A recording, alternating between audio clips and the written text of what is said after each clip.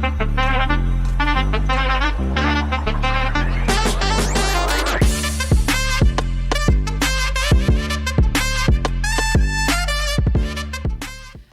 dia, bom dia, bom dia! Estamos começando mais um Segura Essa Marra. E hoje a gente está aqui com o pastor Toninho. Sim. Bom dia, pastor! Bom dia, tudo bem bom? com Graças você? a Deus. E você, Muito, Kelly? graças a Deus, tudo ótimo também. Amém. Muito obrigada por você ter aceitado o convite. Eu que Obrigada pela agradeço. presença do senhor aqui. Amém. E, para começar, pastor, Sim. eu gostaria que o senhor me dissesse, que é uma coisa que eu não sei, que é, como é ser pastor? Como é ser pastor? Teriam duas respostas. Se você perguntar para mim, eu falo uma coisa. Se você perguntar para minha esposa, é outra. É outra coisa. Diferente. Porque ser pastor, o que eu posso começar a definir que não é uma profissão. Ser pastor é um chamamento.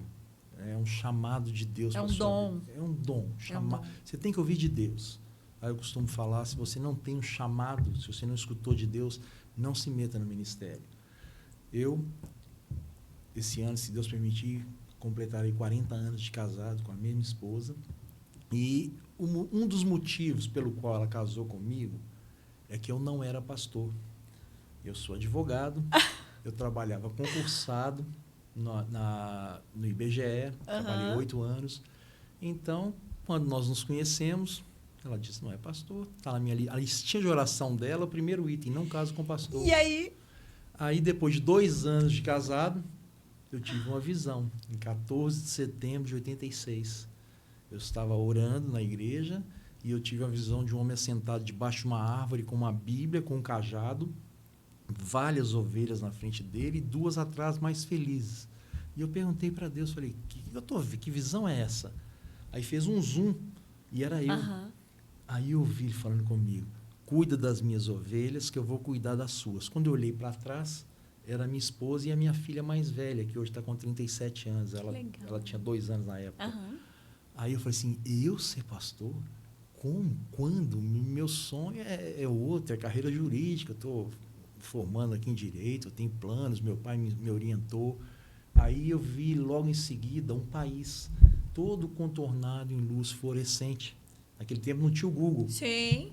Eu guardei aquela imagem na cabeça, fui para casa, peguei o Atlas, que era um livro aí da minha geração. Você não conhece? Você era o Google da época, era o Google, não era eletrônico, exatamente. Abri o Google ali da minha época, que era o Atlas, procurei o país com a imagem, era os Estados Unidos. Aí eu falei com a minha esposa, falei, eu gostava tanto dos Flintstones, que eu casei com a Vilma. Você casou com uma Vilma dos Casei com a Flintstones. Vilma. Aí eu virei para a Vilma e falei, Vilma, tive um chamado para ser pastor, tive uma visão. Aí ela, tá arrependido, não aceito isso não, isso é emoção sua, não pode ser. Eu falei assim, olha, mas eu vi que Deus vai nos levar para os Estados Unidos. Ela disse, bom, então daqui a 40 anos, depois que você aposentar, depois que a gente tiver dinheiro, aí nós podemos ir. Aí eu sei, não tem problema não. Passou. Em 88, mais ou menos em junho, julho, Deus falou comigo de novo. Falou, larga tudo, pede demissão, fecha o escritório e vai para Boston fazer seminário. Aí eu falei com Deus em oração. Falei, olha, eu estou disposto. Agora, a minha esposa, você sabe como é que ela é. Eu não creio num Deus que separa, eu creio num Deus que une. Claro. Então, eu não vou brigar com ela. Se isso é empolgação minha, como ela falou, ela não vai querer ir, eu vou ficar com ela. Agora, se é o Senhor vai falar com ela. Sim. Quando eu cheguei para conversar com ela, ela disse, olha, eu estava em oração e Deus falou comigo para a gente ir. Larguei tudo, pedi demissão, meu pai me pegou por aqui, me chamou de louco, de maluco. Fui com ela e com a minha filha mais velha para Boston. Lá eu fiz seminário, lá eu fui consagrado, lá eu comecei a pastorear. Hoje tem 33 anos que eu sou pastor. Então, 33 anos foi pastor, foi muita informação, agora eu fiquei... Primeiro, essa coisa de que era a única coisa que ela não queria era pastor. Sim. Tinha um motivo especial para ela não querer um pastor? Por quê? Tinha, Kelly, porque ela nasceu dentro de um lar evangélico. E na família dela haviam pastores, haviam missionários. Sim. Então ela via uma vida muito itinerante. Sim. Eles nunca paravam em lugar nenhum. E ela disse, eu não quero essa vida para mim. Então, ela pôs ela tinha uma lista de oração. Sim. Ela pôs a primeira lista, não Eu casou. achei isso ótimo, isso é ótimo. Ela casou com o advogado. Casou com advogado, mas agora tá como passou. Agora, nunca mais advoguei. Nunca mais advogou. advoguei. Então, Nunca o senhor recebeu esse chamado ali no momento de oração. Sim. Um sonho, foi uma revelação. Sim, foi uma visão. Uma visão. Foi a primeira visão que eu tive na vida. Teve uma visão Sim. durante um sonho. Durante uma oração. Foi durante uma oração? Foi Durante uma oração. O senhor teve ali a percepção de que era você naquele Sim. momento. Então, o senhor entendeu o recado. Sem dúvida O nenhuma. senhor entendeu o recado. E aí, ele teve que se preparar Uhum. para até chegar esse momento Perfeito. de cumprir, né? Exatamente. De cumprir essa visão. Como o senhor falou que teve um prazo e um período, desde que o senhor teve essa visão Sim. até o dia, de fato, que o senhor virou pastor. Sim. Nesse Perfeito. período todo aí, como é que foi esse caminho, esse Sim, trajeto esse de processo. preparação? É um Sim. processo de Certo. preparação. Como é que foi isso? Olha, assim que eu tive o chamado, eu não entendi. Eu só me dispus, né, a obedecer, mas Deus ficou em silêncio. Eu continuei levando a minha vida, trabalhando, fazendo os afazeres diários, né? Até que... Ainda como advogado? Aí eu estava no IBGE, Aham. eu trabalhava lá, então eu não estava advogado, eu estava abrindo o meu escritório agora. Sim. Para poder, eu queria fazer, na verdade, concurso para juiz, para Aham, promotor. Esse era aham. meu sonho, porque eu cresci com meu pai falando isso comigo. Sim, entendo. Então, 2 anos depois, quando eu estava prestes a abrir o escritório e fazer o Tudo concurso, pronto. tudo preparando para isso, para levando a minha Aham. vida normal. Para a vida que você planejou, Sim, né? exatamente. E seu pai. Você e seu pai planejaram. Perfeito. Exatamente. E Deus nunca chama ninguém à toa. Aham. Todos os chamados na Bíblia, as pessoas estavam fazendo alguma coisa. Sim. Então, ele chama.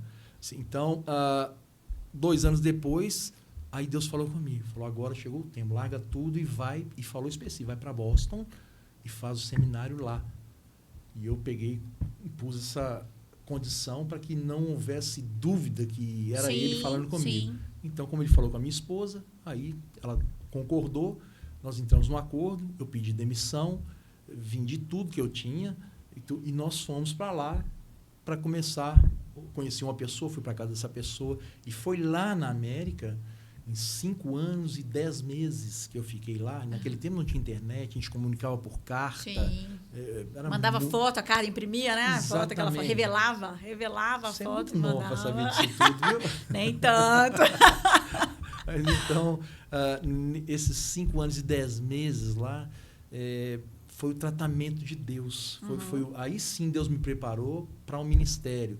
Eu não sabia falar nem o inglês. Eu não sabia, fui para lá sem falar nada. E a minha filha de 2 anos, a Camila, que hoje tem 37, ela chegou a me pedir arroz.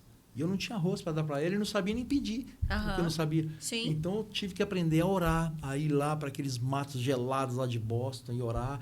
E eu aprendi que quando você confia, quando você está em obediência, você ora e Deus traz a você o que você precisa. Ele começa a abrir portas, ele faz os contatos.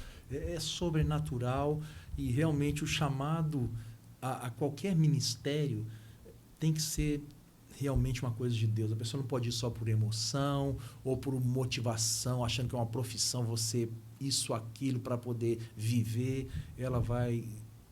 A minha garantia lá na América foi essa. Todas as dificuldades que eu passei lá, que são muitas, e eu escrevi até um livro, eu chegava em Deus e falava, se é o Senhor mesmo, resolve isso para mim. Senão eu tenho a minha profissão no Brasil. Sim. E eu lá lavando banheiro, os meus amigos aqui passando para promotor, para juiz, entendendo? E o meu pai... Isso que eu ia perguntar agora, não tem como perguntar. E seu pai nisso? Seu pai sabia dessa dificuldade que você estava passando lá? Não com exatidão. Sim, até porque você não queria... Não tinha muita comunicação. Aham. Então eu falava mais com a minha irmã. Toda semana chegava uma carta da minha irmã, levava 7 dias. Aham. E eu tenho todas essas cartas. Ai, que legal. Até em cima delas é que eu consigo fazer um histórico da minha vida, que é um bolo de cartas. Retrospectiva, né? Assim. Eram cartas de 6, 7 folhas. Né? Então ela contava detalhes e eu contava detalhes de lá. Então ficou registrado. Sim. Para resumir, eu voltei 5 anos e 10 meses depois, eu voltei ao Brasil com a minha esposa. Aí já tinha nascido a minha segunda filha, que nasceu em Boston. E foi quando ela nasceu, em 91, que eu fui consagrado ao ministério pela ARC, Alliance of Renewed Churches of America, Aliança das Igrejas Renovadas Americanas. Aí eles me mandaram para vir tomar um ar no Brasil. Sim. Quando eu cheguei aqui com a minha esposa e as minhas 2 filhas, que até então ainda não tinha nascido o caçula, né, que hoje tem 26 anos, quando eu vim com a Vilma, Camila e a Stephanie, eu chamei meu pai. Chamei meu pai e falei, pai, ele já estava morrendo de saudade, Sim, né? Então eu tinha quebrado o cheiro. O coração estava brando. Doido para conhecer a netinha, que ele não conhecia, para ver a outra que tinha crescido. Sim. A Camila já estava com 8 anos. Aí eu chamei ele e falei, pai, o que o senhor falou comigo a vida inteira? Ele, você tinha que ser embaixador, rapaz. Você tinha que seguir a carreira jurídica, falar outras línguas, você tinha que visitar nações, você tinha que ter sido embaixador. Aí eu virei para ele e falei assim, pai, pela misericórdia de Deus, hoje eu prego em 3 idiomas. Deus já me levou em mais de 20 países para falar do amor de Jesus Cristo e a Bíblia me chama de embaixador de Cristo. Meu pai converteu. E exatamente o que ele queria, né? Ele profetizou sem saber. Só que ele estava pensando num caminho. Meus caminhos não são seus caminhos. Só o título que mudou. Só o título que mudou. Na verdade, você deu orgulho para ele, fez o que ele queria, ele viu, só o título que mudou. Não foi da maneira dele. Mas ele profetizou sobre a minha vida sem saber. Que legal. Só que ele pensou que ia ser juridicamente. E Deus fez espiritualmente. Foi uma correção pequena, uma correção para melhor, com certeza, para melhor. Sim. E aí, no retorno desse do Brasil, como é que o senhor... Qual é a igreja? Vamos começar. Qual é a igreja que o senhor hoje é pastor? Hoje eu não estou pastoreando. Eu estou até retomando.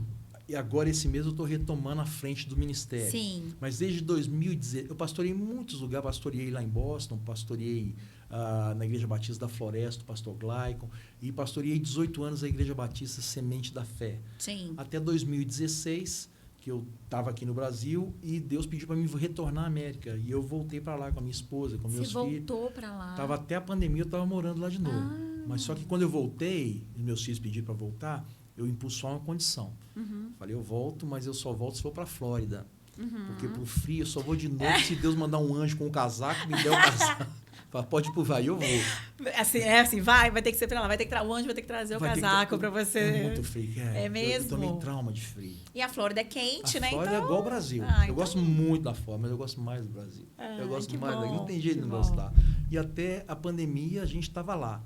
Quando eu cheguei aqui com a minha esposa, a gente vinha, ficava aqui um mês e voltava. Uma semana depois começou a pandemia.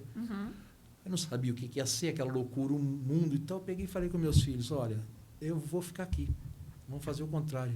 Eu vou aí agora, passo aí 1, 2 meses e fico mais aqui. E assim a gente começou a poder proceder depois da pandemia. Sim. E mesmo assim, na pandemia, eu ia lá, porque só podia entrar quem era legalizado. Sim.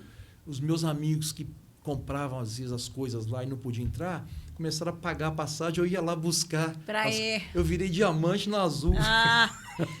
Ajudando os amigos. Ajudando os amigos. Que coisa boa. Que coisa, tá vendo como é que são as coisas? Aí você planta, você colhe, né? Verdade. Com certeza. Então, eu sei que na igreja evangélica, eu não como disse para o senhor, eu não sou evangélica, mas sou cristã, então eu não tenho conhecimento sobre como é o funcionamento da igreja evangélica. Perfeito. A igreja evangélica tem muitos nomes, né? Assim, tem igrejas diferentes. Sim. Por que tem essa diferença de igrejas? Assim? Perfeito. Isso, inclusive, era uma das coisas que meu pai me questionava antes dele se converter.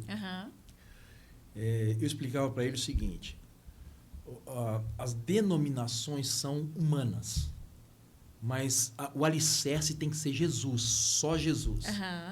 Toda doutrina, toda proposta que te fizerem de qualquer coisa, que colocarem alguém na mesma posição de Jesus ou acima de Jesus, pode fugir que é veneno. Porque só Jesus foi o que morreu na cruz por nossos pecados e ressuscitou. Sim. O único. Então Deus não divide a glória dele com ninguém. Eu falava, pai, essas divisões denominacionais são humanas. É como se fosse um prédio, o alicerce é Jesus.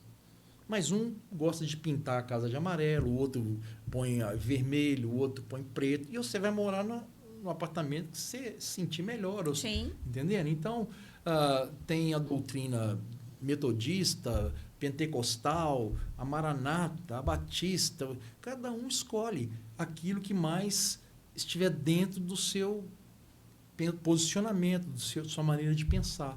Eu me considero, andei sempre dentro da doutrina batista renovada. Ou seja, eu acho uma posição centrada, equilibrada, sem apagar o Espírito Santo, sem impedir o Espírito Santo de ter a liberdade de fazer o que ele quiser. Entendi. Todas as religiões evangélicas, elas olham para a Bíblia do mesmo jeito? Porque o senhor falou que, né, que a diferença é que... Não, nesse ponto, elas olham para Jesus. Para Jesus do mesmo jeito. Elas olham para Jesus do mesmo jeito. Sim. Só que uma pode enfatizar só um ponto, só um aspecto do evangelho. Entendi. Entendendo? Por exemplo, os pentecostais. Então, eles enfatizam só o ponto de dons espirituais. Entendendo? Sim. A tradicional, a igreja evangélica tradicional, ela já não crê que o Espírito Santo atue hoje como atuava no livro de Atos, por exemplo. Entendendo? E eu penso que Deus é livre, que ele é equilibrado. Sim. Que isso tudo faz parte do mesmo bojo. Então, eu posso não concordar com aquele tipo de procedimento, mas eu respeito. Sim. Entendendo? Sim. Eu penso que é o seguinte, é igual perguntaram 3 cegos o que era um elefante. Aí chegaram os 3 cegos perto do elefante, um abraçou a pata e falou assim, o elefante é igual uma árvore. Aí o outro pegou na mangueira e disse, o elefante é igual uma... Pegou na tromba, né? O elefante é igual uma mangueira. O terceiro passou a mão e falou assim, o elefante é igual uma parede. Quer dizer, cada um via, mas era o mesmo Na sua perspectiva ali, né? Exatamente. Na sua perspectiva. Cada um tinha um olhar sobre o elefante. Perfeitamente. Então, todas as igrejas evangélicas vão ter a mesma percepção sobre a Bíblia, Sim. sobre Jesus, mas sobre a Bíblia o senhor falou que tem essa questão. A gente vai fazer o intervalo agora e na volta a gente vai... Eu gostaria de entender melhor, até para explicar para as pessoas, por que tem essa questão do Primeiro Testamento, do Segundo Testamento, Perfeito. de por que tem um conflito, né? Sim, Às vezes de ideias. A gente vai fazer um intervalo bem rapidinho e já volta. Olá! Talvez você ainda não conheça o meu rosto, mas a minha voz certamente sim. Eu sou Renato Gonçalves, jornalista, locutor, radialista, apresentador. Trabalhei em algumas das maiores e mais importantes rádios de Minas e do Brasil. E agora eu vim te fazer um convite. Venha conhecer a minha nova casa. Quer deixar o seu negócio num outro nível, alcançando novos clientes com assertividade e credibilidade? Tem a sua empresa ou seu negócio anunciados nos programas ou em toda a programação da Mineiríssima Web Rádio. E venha também produzir o seu podcast conosco no estúdio Mineiríssima Podcast. Venha fazer parte e crescer com Renato Gonçalves e a família Mineiríssima. Estamos voltando nesse bate-papo super gostoso com o pastor Toninho, um bate-papo abençoado com o pastor Toninho. Pastor, até para que as pessoas que não têm conhecimento sobre religião evangélica, que são de outras religiões ou que nem têm religiões, entendam qual é esse conflito do Primeiro e Segundo Testamento e por que tem essa diferença na aceitação, assim, né, desse conflito de fato, já que está tudo na Bíblia, não é isso? Sim. Explica pra gente, para que as pessoas possam entender qual que é essa diferença e por que desse embate. Sim. Religião, a palavra religião, a etimologia dela significa religação, tá? Então, Jesus não é uma religião. Jesus é uma pessoa. E ele é o único que religa o homem a Deus. O Antigo Testamento, a gente chama o período da lei.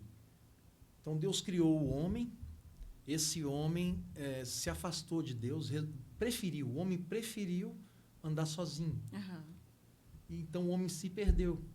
O pecado a independência de Deus é a essência do pecado. É a gente querer fazer as coisas do nosso jeito. A gente é capacitado. Deus nos deu capacidade, mas ele quer ter comunhão conosco, relacionamento. E o homem preferiu não ter esse relacionamento.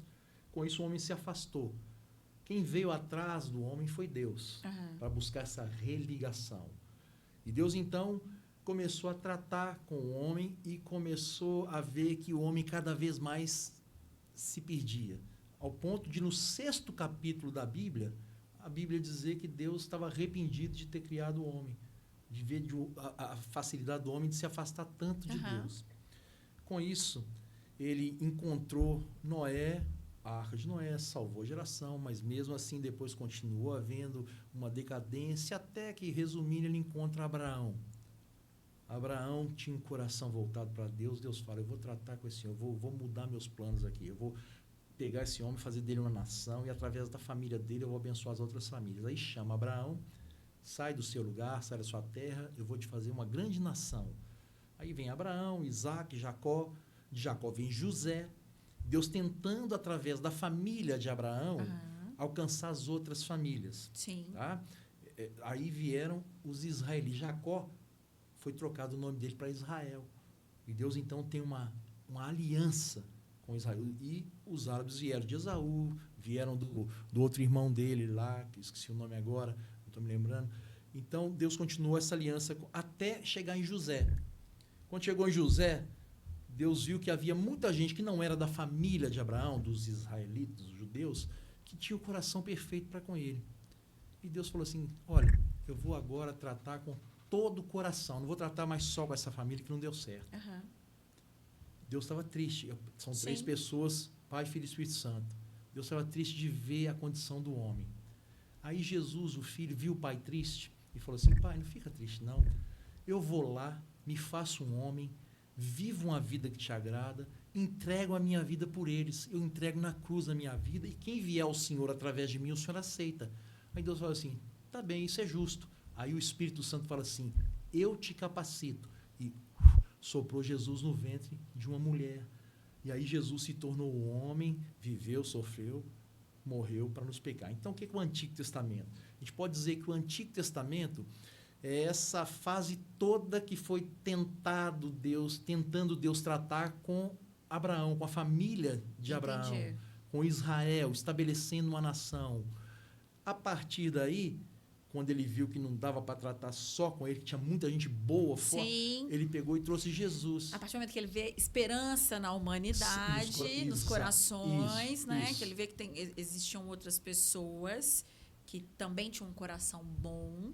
Às vezes melhor do que o da família de Abraão. Sim. Depois, quando Deus retoma, então, essa esperança no coração da humanidade, assim. né? Sim. E aí ele manda, vem Jesus. Sim. E aí, a partir disso, é que se tem o Novo Testamento. Novo Testamento. Exatamente. Então, o que é testamento? Uma aliança. A gente chama de nova aliança. Deus tinha feito uma aliança com Abraão. Se Jesus não tivesse vindo, nós teríamos que, para ser salvos hoje, para ir para o céu, a gente teria que se tornar judeu. No caso do homem, fazer circuncisão, seguir todo o ritual, senão não iríamos. Sim. Agora, João, o discípulo de Jesus, ele explica isso logo no seu primeiro capítulo, no seu primeiro evangelho, na sua carta, seu evangelho, no primeiro capítulo, ele diz assim, João 1,12, se não me engano, Jesus veio para os que eram seus. Quem que eram seus? Judeus. Mas os seus não o receberam, tanto que foram judeus e o crucificaram. Mas a todo aquele que o recebeu, Deus deu-lhes o poder de se tornarem filhos de Deus. Então, se aquele que rejeitou Jesus, rejeitou. Mas qualquer pessoa que aceitar Jesus, ele, espiritualmente, ele é inserido na família, ele é adotado na família de Abraão. Agora, a família de Abraão é espiritual. Ele não está tratando só na lei mais. Legal. Então, quando se diz aceitar Jesus, todo mundo, a gente vive num país cristão, todo mundo já foi abordado por alguém, eu já fui várias vezes, de que tem com essa colocação, assim, aceita Jesus, né? Então, esse termo, aceitar Jesus, seria, então, considerá-lo como o Messias, o Filho. Esse é um princípio, é o primeiro passo. Sim. Né? Esse aceitar Jesus, hoje ele pode ter caído no desuso, vamos dizer, no comum, no lugar comum, melhor dizendo. Sim, pela quantidade que isso é utilizado 40 no dia a dia. anos atrás era difícil, isso não existia. Tá? Tanto que eu mesmo tinha muito preconceito contra crente. Tá? Eu vi um cara com Bíblia e atravessava para o outro lado. E olha que eu era muito religioso. Sim. E para mim, crente era um cara doido de varrer, que morava longe, que enchia a paciência de todo mundo. Eu não conhecia a Bíblia. Agora, esse aceitar Jesus, ele quer dizer entregar a sua vida para ele. Eu não vou viver mais para mim, independente, fazendo o que eu quero. Sim. Eu vou buscar agora o seu querer. E onde é que eu vou aprender o seu querer? Na palavra. Mas é impossível que eu cumpra, ou qualquer homem cumpra tudo que está na palavra. Então, eu preciso da capacitação do Espírito Santo. E isso só vai vir no dia a dia. Por que você vai escutar, Kelly? Muitas vezes a pessoa contando o testemunho da vida dela, que ela estava debaixo da ponte, que ela estava... Aí ela pegou, encontrou Jesus, mudou. Para que você vai deixar? Eu nunca tive uma experiência assim. Eu não passei por isso tudo. Sim. Ah, por que você vai deixar para conversar com Jesus ou depender? Vai esperar acontecer tudo isso, né? Chegar na sarjeta para poder... Um sofrimento muito grande. Para buscar, né, Jesus. Você falou que não era evangélico. Então, o senhor não é de família evangélica, tradicionalmente evangélica. Como é que foi que o senhor se converteu? Tá. Eu era muito religioso. Minha família era super... Mas católico. Católico. Um religiosíssimo católico. Eu fazia tudo para agradar meu pai, minha mãe, meus avós, a família toda. Eu era uma referência dentro do catolicismo, de seguir. Só não fui coroinha. O resto tudo eu fiz. Tá? Mas eu tinha um vazio muito grande dentro de mim, que nada preenchia. Meu pai sempre foi meu amigo, sempre me orientou muita coisa e tudo, mas quando chegava nas coisas espirituais, eu via que não tinha uma firmeza, havia uma divagação que não me satisfaziam as respostas dele. Então, a minha irmã, que até já faleceu, ela chegou para mim um dia e falou: Toninho, você gosta muito de história, não gosta? Eu gosto. Eu tenho esse livrinho aqui, tá cheio de história, e jogou um Novo Testamento dos Gideões na minha cama. Eu peguei e comecei a ler. Comecei a ler e não parei mais. Mas, como eu te disse, meu pai era meu amigo e ele me orientava. Eu vou falar algo pessoal meu aqui. Eu nunca bebi, eu nunca fumei e eu nunca me prostituí. Então, eu era jovem, eu tinha que fazer alguma coisa. Sim. Aí, naquele tempo, minha família sempre foi atleticana e tinha um time que tinha o Reinaldo. Para mim, o melhor jogador que eu já vi na minha vida. Eu nunca vi um cara tão bom de bola igual ele. Todo mundo, né? Aí eu falei: sabe uma coisa? Eu vou ser jovem, eu vou gastar minha energia dentro do Mineirão. E com isso eu passei a me entusiasmar com o futebol de uma forma que eu fiz bandeira imensa, que eu acompanhava Torcedor fanático, daqueles que... Eu virei fanático. Virou fanático. Virei. Na torcida, era aquele de carteirinha. Perfeito, mas na torcida. Lá dentro do Mineirão. Saí de lá, eu voltava a ser um cara normal. Mas lá eu despejava a minha energia. Sim. Deus, por misericórdia, coloca o João Leite com a camisa Cristo Salva debaixo do escudo do Atlético, e todo jogo ele levava uma Bíblia. E eu fiquei com raiva, como bom religioso. Você estava ali... Eu falei: esse cara está defendendo e promovendo a igreja dele, ele vai brigar, ele vai xingar um palavrão.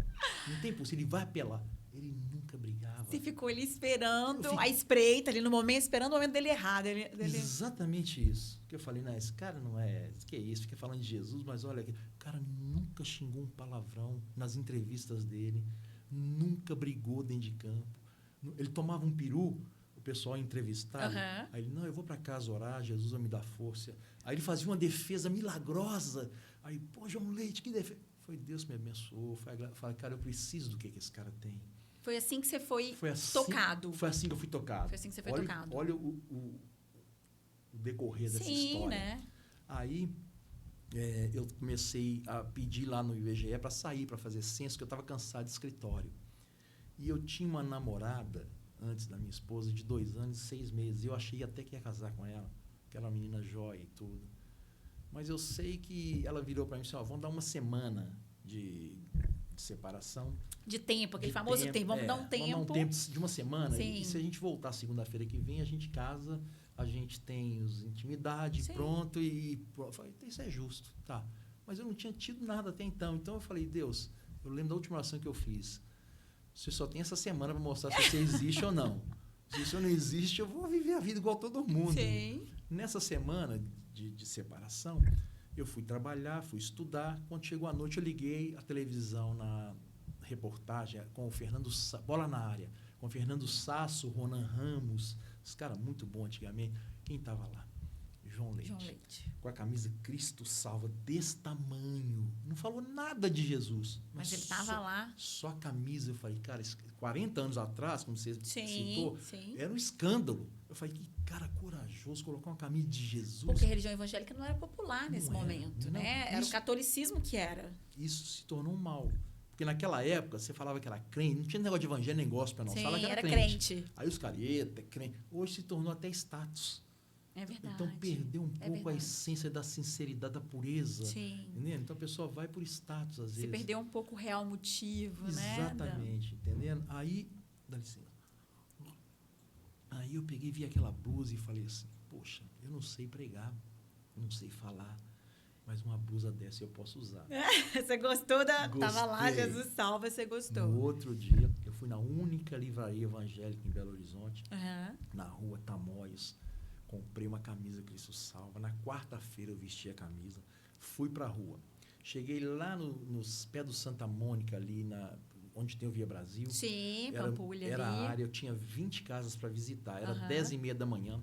Na hora que eu sentei no meio-fio, e eu fui pôr as casas em ordem para ver visita, eu escutei uma voz audível falando comigo. Você vai virar crente? Eu tomei um susto. Falei, cara, eu não fumo maconha, eu não bebo. Você se questionou de onde tá vindo essa voz? Para mim, o diabo não existia. Sinceramente, era uma coisa assim meio fictícia. Sim. Eu era universitário, então eu tinha um pouco essa ideia. Eu falei, eu não sou doido, eu tô ouvindo uma voz. Mas você fica sem saber o que tá acontecendo. Aí a voz continuou. E você chegou a procurar ali, não tem ninguém aqui, tô doido. Eu olhei e não tinha ninguém. Olha o que eu fiz. Olha o que eu fiz. A voz continuou. Você vai virar crente, você vai trair sua família, você vai dar desgosto pro seu pai. Eu peguei a minha pasta e eu pensei assim, essa voz... A Bíblia fala que o pai ama o filho. Esse nome que está aqui é do filho. Sim. Então, não é o pai que está falando. Então, você existe, diabo. Eu peguei minha pasta, 10h30, passando ônibus, passando gente. Eu levantei, eu tinha 21 anos. Eu levantei e falei assim, Satanás, eu não vou tirar essa camisa. Mas se você quiser tirar, você vai ter que me matar. Se você me matar, eu vou abrir meus olhos nos braços de Jesus. E eu senti que ele saiu de perto. Sim. Eu fiquei com medo. Um medo. Eu falei, vou trabalhar, não vou ficar quieto aqui, não. E entrei na casa e fui trabalhar. E uma coisa, você sentiu então, naquele momento que de fato era a tentação Sabia ali, que você era o estava diabo, sendo sabia. tentado, que era o diabo ali. Para você era o diabo ali Até naquele aquele momento não existia diabo. Você nem acreditava nele, Naquele porque momento, era católico. Sim. Eu E na sabia, igreja católica você fala um pouco, né? Eu sabia que diabo, mas não tinha aquela Covid, não sabia que era um trem assim, do jeito que eu tive a experiência. Entendi. Essa é a minha experiência, entendeu? Sim. Então, quer dizer, na hora que eu fiz isso, ele saiu, eu fui trabalhar. Na hora que eu bati na porta, comecei a fazer as entrevistas, quantas pessoas. Aí, no meio da entrevista, a mulher pergunta para mim assim, eu posso te fazer uma pergunta? Eu falei, pode, eu estou fazendo as perguntas à senhora e tal. Aí ela virou para mim, você é crente? Ela pisou no meu calo. E aí mas até aquele momento você não era crente. Não era. Não era crente. Por isso que eu comecei a brigar com ela. Você brigou com ela? Eu briguei com ela. Briguei assim, fiquei com raiva. Eu falei, por que você está perguntando isso? Jesus é só para os crentes? Ele está só na igreja de crente? Eu sou temente a Deus, eu amo Jesus e papapá. Em vez dela ficar com raiva e me rebater, ela me convidou para entrar. Com essa atitude, ela me quebrantou. Porque eu pensei, cara, eu estou nervoso. Você foi armado. E ela me desarmou. Aí, na hora que eu sentei na cadeira da copa da casa dela, a filha dela entrou e estava chegando da escola, era meio-dia já. Ela sentou na mesa, eu fiquei com uma vergonha de falar de Jesus, uma menina linda. Eu falei, meu Deus, achar que eu sou crente, que eu sou quadrado, vou ficar falando de religião, de Jesus, não. Aí eu peguei, na hora que eu baixei para trabalhar, foi a primeira vez que eu escutei o Espírito Santo, sabia que era o Espírito Santo. Ele falou comigo, se você se envergonhar do meu nome perante os homens, eu vou me envergonhar de você diante do Pai. Mas se você confessar o meu nome perante os homens, eu vou confessar o seu nome perante o Pai. Aí eu pensei, eu briguei com o diabo lá fora. Eu vou perder o céu por causa dessa menina? A gente vai fazer um intervalo bem rapidinho e já volta. Olá! Talvez você ainda não conheça o meu rosto, mas a minha voz certamente sim. Eu sou Renato Gonçalves, jornalista, locutor, radialista, apresentador. Trabalhei em algumas das maiores e mais importantes rádios de Minas e do Brasil. E agora eu vim te fazer um convite. Venha conhecer a minha nova casa. Quer deixar o seu negócio num outro nível, alcançando novos clientes com assertividade e credibilidade? Tenha a sua empresa ou seu negócio anunciados nos programas ou em toda a programação da Mineiríssima Web Rádio. E venha também produzir o seu podcast conosco no estúdio Mineiríssima Podcast.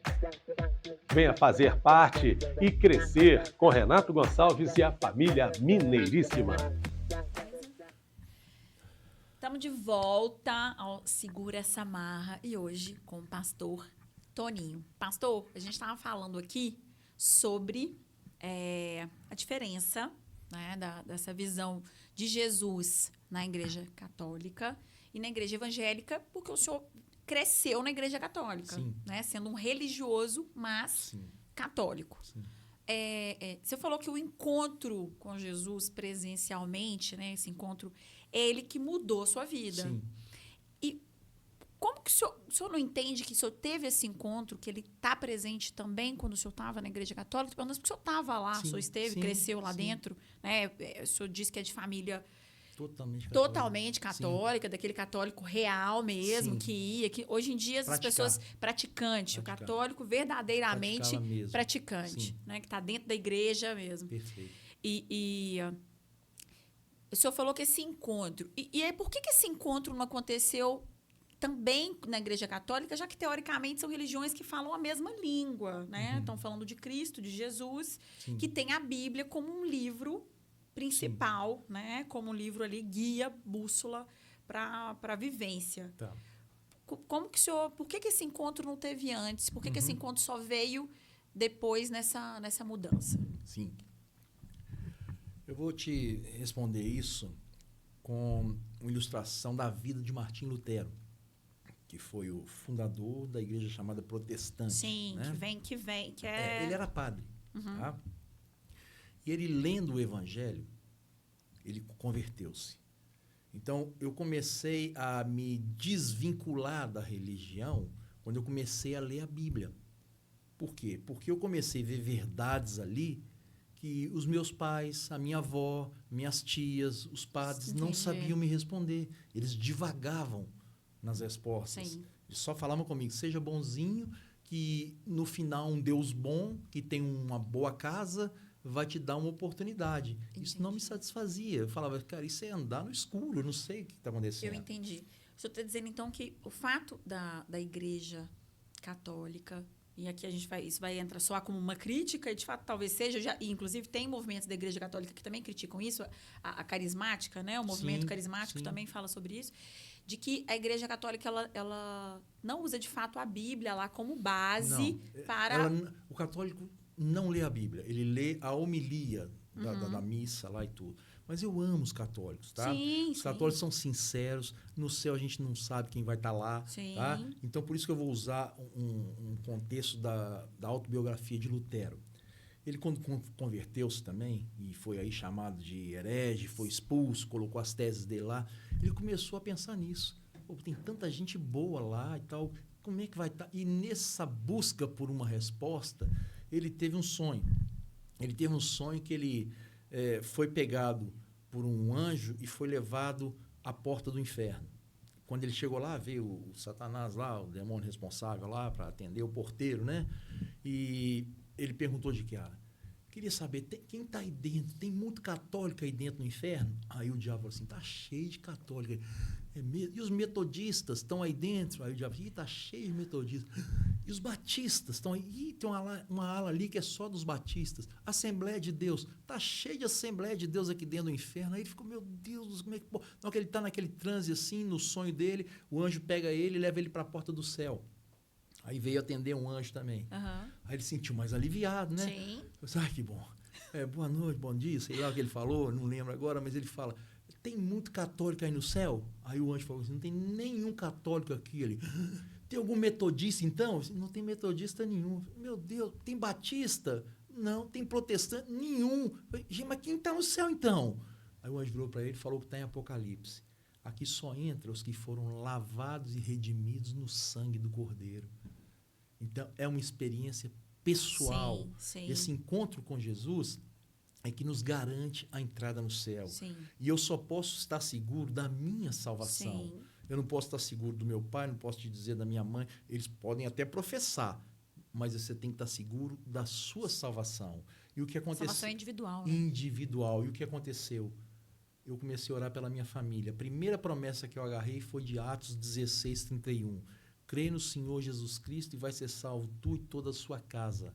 E como eu via que a minha família era católica, mas era piedosa, de gente boa, que às vezes eu não encontro, nem nesses anos todos que eu pastoreei, não encontro gente boa, às vezes dentro da própria igreja chamada evangélica. Sim.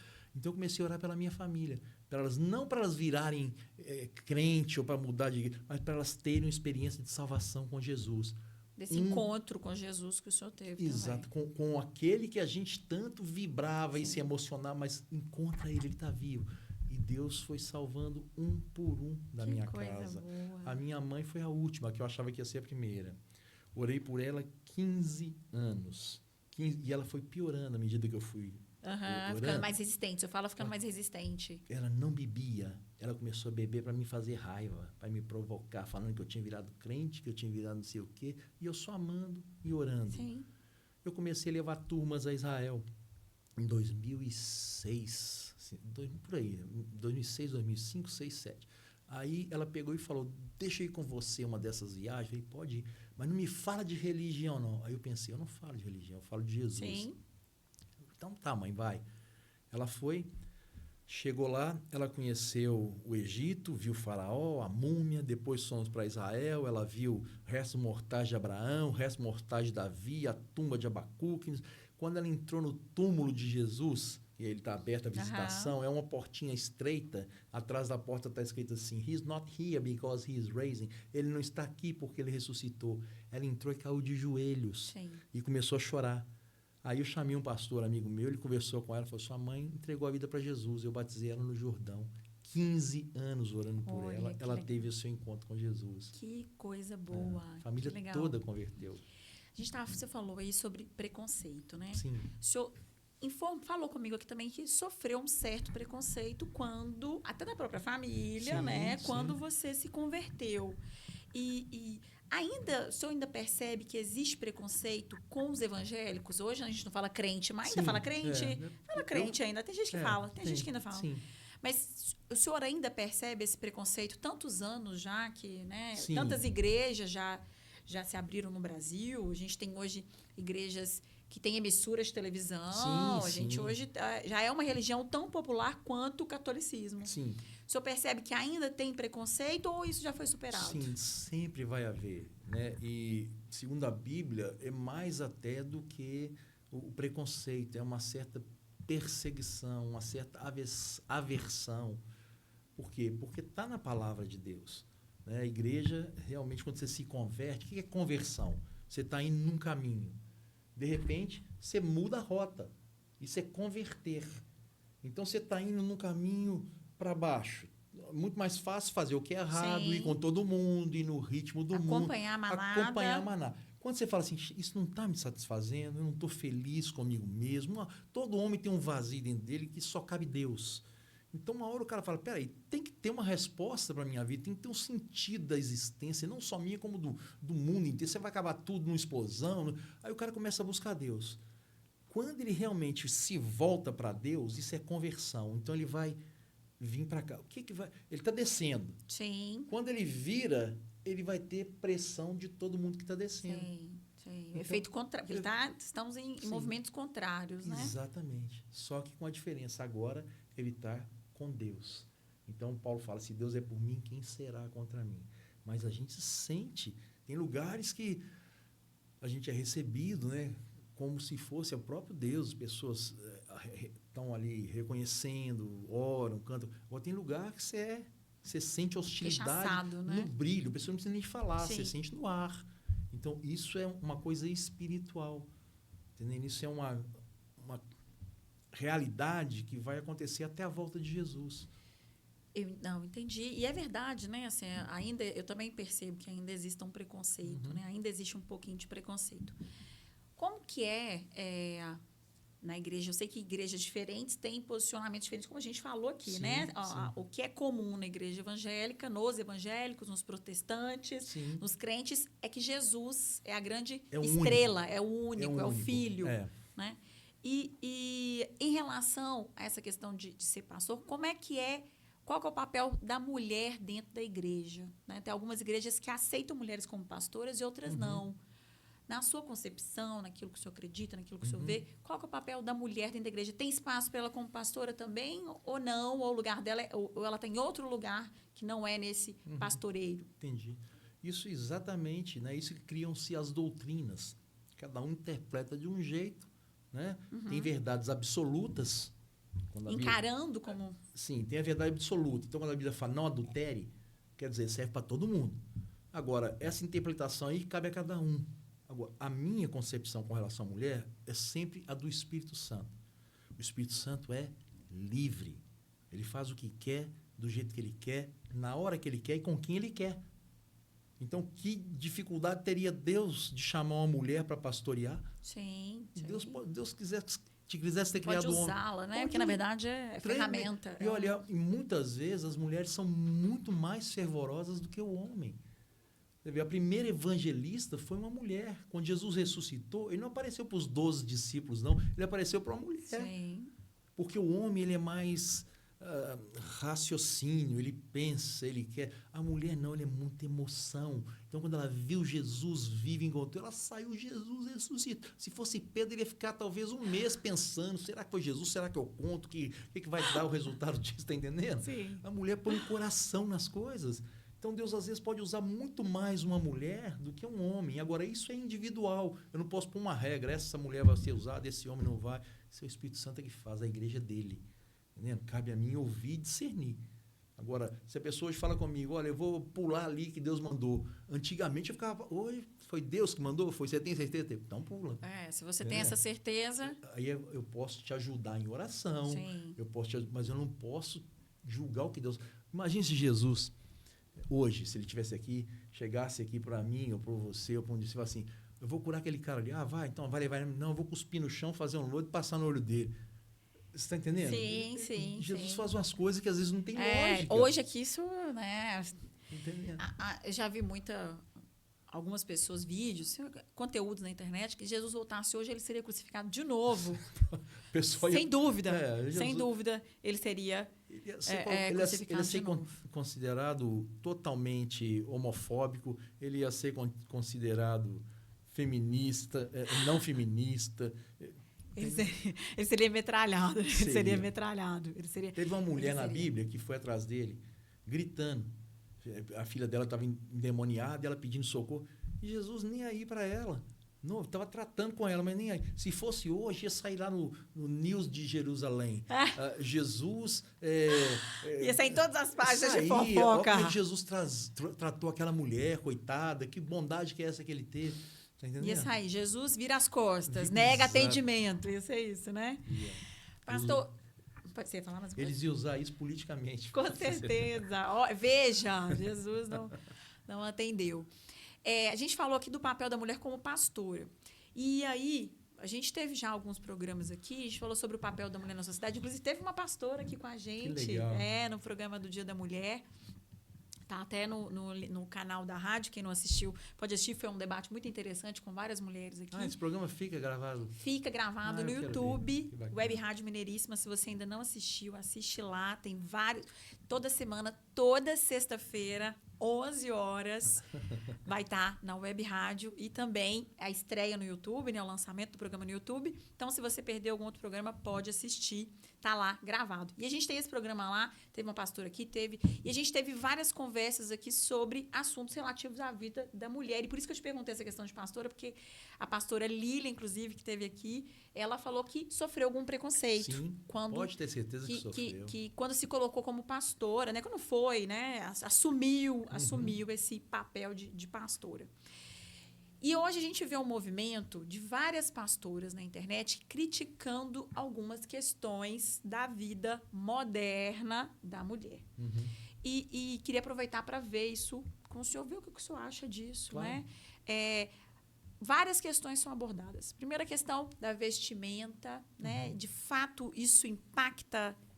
De verdade, isso vai separar quem vai para a fila do reino dos céus ou não, né? O que a pessoa veste, como é o cabelo dela, ou se ela tá com uma roupa assim, assado, com decote, sabe assim? E a gente falou sobre isso aqui na questão muito do assédio, e não dessa questão da igreja, porque não era a pauta aqui. Mas o senhor, como pastor, como que o senhor vê isso? Olha, eu penso o seguinte, isso não impacta na questão da salvação. Salvação é em Jesus. É reconhecer que é pecador e aceitar o que ele fez na cruz. Receber aquilo. Tá? Jesus disse que, se você crê que Jesus ressuscitou dos mortos, Romanos 10, com sua boca você confessar, você está salvo. Só que essa salvação, como eu disse antes, toda pessoa que encontrou Jesus mudou de vida. Então, essa pessoa vai começar a procurar viver uma vida a partir de agora que agrade a Deus, que agrade os princípios de Deus. Então, o homem ele é muito visual. Sim. Então, uma mulher que ela use roupas provocantes, é claro que vai ter alguma consequência. Isso, não vou nem falar lá fora no mundo, falando na igreja. Sim. Vai trazer uma consequência. Tem um pastor, que eu era da igreja dele, pastor Glaicon, muito severo, um homem de Deus, mas muito doutrinário e boa doutrina. Uma vez ele estava pregando na Igreja Batista da Floresta, igreja cheia. Não sei se o Renato sabe disso. Ele saiu do púlpito, no meio da pregação, tirou o paletó dele e colocou em cima das pernas da menina.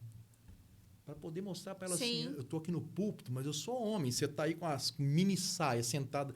Minha filha, ainda tem os diáconos aqui atrás. Foi lá e pôs. E tampouco cobriu ela ali. Ou seja, isso foi um pouco radical. Eu acho que ele quis mostrar assim com ênfase. Ele quis chamar a atenção dela e também dar um exemplo. E mostrar para a igreja que... Ele usou ela para Cristo. Exatamente. Boa.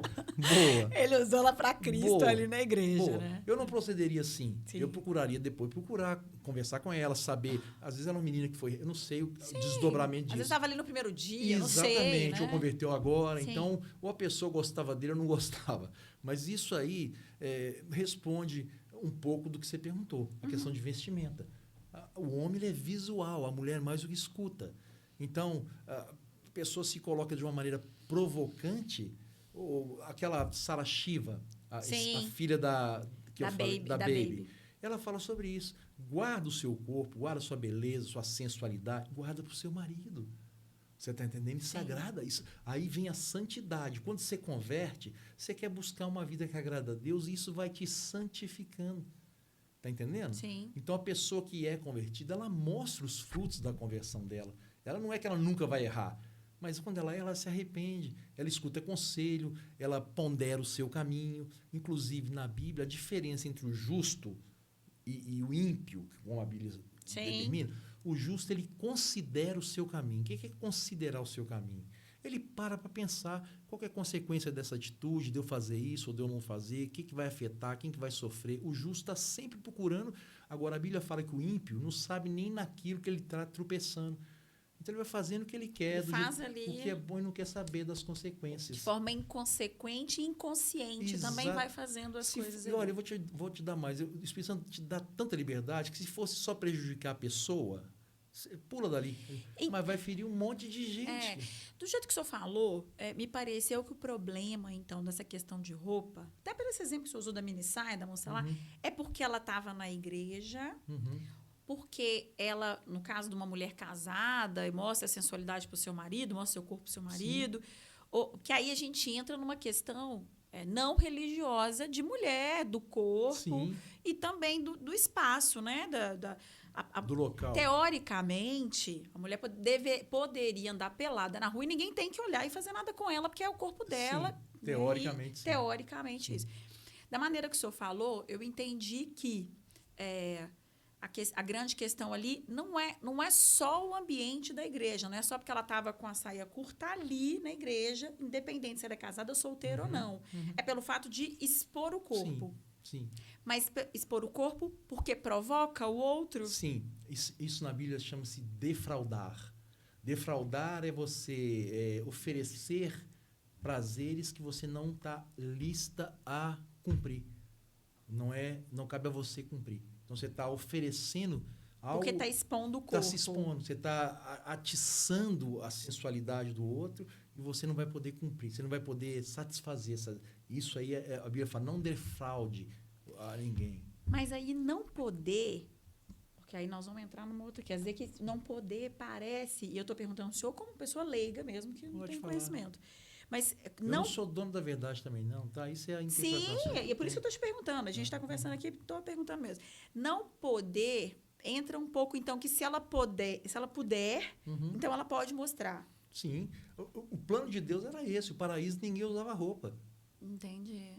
Entendeu? O plano de Deus era esse. Só que depois que o homem desobedeceu, ele teve essa maldade nele. Aí distorceu tudo. Eu vou falar uma coisa aqui que é o seguinte. Quando a gente fala assim, o senhor falou não poder, eu vou falar a primeira coisa que veio, que eu pensei. Então, assim, e aí vamos entrar numa outra questão. Mas uma mulher da vida, uma garota de Prostituta. programa, uma prostituta, que expõe o corpo, ela pode, porque ela está expondo como vitrine, né? Para se oferecer. Sim. Então, no caso dela, a exposição do corpo não está errada porque ela está oferecendo ele, né? Tá errada, eu sei, eu vou entrar não. Né? Não está errado dentro da profissão. Dentro da profissão dela. Que hoje é profissão, né? Que hoje sim, que ela considera agora, como profissão. Aos olhos de Deus, sim, está errada. Agora, olha que interessante. Jesus, ele ia de encontro às prostitutas. Sim, Mas os religiosos, sim. com quem ele foi? Com a prostituta. Porque ele, como eu te falei, Deus vê o coração. Às vezes a pessoa está naquela circunstância, mas o coração dela não está ali. Sim. E ela está buscando uma chance de sair daquela situação, seja essa que a gente está citando, outra. E Deus vai atrás desses corações. Ao passo que tem, às vezes, pessoas dentro da igreja ou dentro das religiões que o coração não está lá fora. O senhor falou nisso aí, eu pensei numa coisa. Houveram falsos profetas, e isso foi anunciado que viriam, né? E hoje, o senhor percebe, vê esse movimento que o senhor acabou de falar, de pessoas que estão dentro da igreja, mas que não estão vivendo a vida com Cristo, ou que estão lá quase que de fachada, a gente falou de status aqui, né? Sim. Hoje ser crente é status, Sim. vai na igreja chique, a igreja é bonita, Sim. e a pessoa coloca uma roupa coberta, e muitas vezes não tem uma conduta que seja uma conduta de orgulho para Deus, para Jesus, né? Uma conduta reta. Isso sempre houve. No Antigo Testamento havia muito cerimonial. Então, um dos cerimoniais que a gente vê muito era o cerimonial do arrependimento. Então, quando eles se arrependiam, eles rasgavam as suas vestes e colocavam cinzas sobre a cabeça como um ato para mostrar a Deus o seu arrependimento. E isso foi sendo feito com tantas pessoas só da boca para fora, assim, então, porque Deus está preocupado. O ato é válido, mas tem que ter coração. É o coração, né? Não é se você faz qualquer ato sem o coração estar alinhado com Deus, é como se você desse um presente para ele, muito bonito, louvor. Então, quando ele abre, não tem nada dentro, está vazio. Sim. Então, Deus se cansou disso no Antigo Testamento, ele levantou um profeta e o profeta falou: parem de rasgar as suas roupas, mas rasguem os seus corações perante mim. Isso lá no Antigo Testamento. Sim. Então, o homem é homem desde sempre, o que está dentro do homem. E só o Espírito Santo conhece as motivações de cada um. Sim, só Deus conhece. Conhece os corações e sabe de verdade. Só Deus conhece. Né? Você tem que responder. As intenções de cada um. Você tem que responder por você. Sim. Agora, obviamente, existem leis. Até uma criança se dá a conhecer pelas suas atitudes. Sim. Então, você vai vendo os frutos da pessoa. Você vai sabendo se ela está andando num caminho que agrada a Deus ou se ela está entrando num caminho de escuridão. E mais tarde ela vai colher aquilo. As consequências chegam para todo mundo. Você é livre para suas escolhas, mas você é escravo das consequências. Exatamente. Pastor, a gente está caminhando aí para o final do programa e a gente falou de muita coisa boa. Foi uma delícia ter o senhor aqui. Muito obrigada. Foi uma bênção. Foi uma bênção. Legal o seu programa. Aqui. Gostei também. Obrigada. Eu queria que o senhor aproveitasse para mandar uma mensagem agora para as pessoas que talvez ainda não tenham aceitado Jesus. A oportunidade que o senhor... a gente falou de Jesus aqui. Eu entendi, né, na sua fala que a igreja evangélica vê Jesus como filho, Pai, Filho, Espírito Santo. Sim. Ela vê como filho. E que você, né, nesse momento de encerramento do programa, que o senhor aproveite para mandar uma mensagem para as pessoas que talvez, né, que talvez não tenham entendido ainda sobre a igreja, sobre a religião evangélica, sobre quem é Jesus de fato. Esse é que é importante. E que você... Claro, Kelly. A questão da igreja, claro que a gente precisa de uma igreja, tá? Mas isso também até o Espírito Santo direciona. Agora, você pode ficar um mês na garagem da minha casa, você não vira carro. Então, você pode ficar um mês, 10 anos na igreja, você não vai virar crente porque você está na igreja. Só porque foi na igreja. Não está. Deus está vendo o coração. Então, Jesus não precisa de advogado. Ele precisa de testemunhas. O que o homem precisa é de um encontro com ele. Ele está vivo. Então, faça a prova de Jesus, fale com ele. Se isso existe, me responda e mostre onde é que o senhor está. Faça isso com temor, não é com raiva, não é com estupidez. Fale com ele com sinceridade do seu coração, porque ele mesmo se defende. Ele é Deus. Ele mesmo vai se revelar a você. Deus tem prazer em se revelar para aqueles que o buscam. Está lá em Jeremias 33, versículo 3. Invoca-me e eu vou te responder e vou te anunciar coisas grandes e ocultas que você não sabe. Portanto, faça a sua oração do jeito que você não sabe orar. Eleve seu pensamento a Deus, mas fale com sinceridade, fale da sua dor, fale das suas dúvidas, fale da sua raiva, fale o que está dentro do seu coração com Deus e pede a Ele uma resposta. E Ele vai te responder, porque Jesus está vivo. Amém? Deus te abençoe. Em nome de Jesus. Deus te abençoe. Amém. Estamos encerrando mais um Segura essa Marra. Espero que você tenha gostado desse programa. Esse programa de hoje foi para falar não só da religião evangélica, mas para falar de Jesus, para que a gente pudesse ver a visão da igreja, da religião evangélica, para quem é Jesus. Espero que isso tenha ajudado você aí, de alguma forma, a pensar melhor, a abrir a sua mente, que você tenha gostado desse programa. Sextou, Brasil! Sextou gostosinho. Espero você aqui sexta-feira que vem. A rádio, Web Rádio Mineiríssima, baixa o aplicativo para você ouvir, a programação é muito legal, tenho certeza que você vai gostar. E assiste também os outros programas, estão aqui no canal. Um beijo! Sextou! Obrigado, pastor. Obrigado, de verdade. Abençoe, viu? Um prazer. Amém.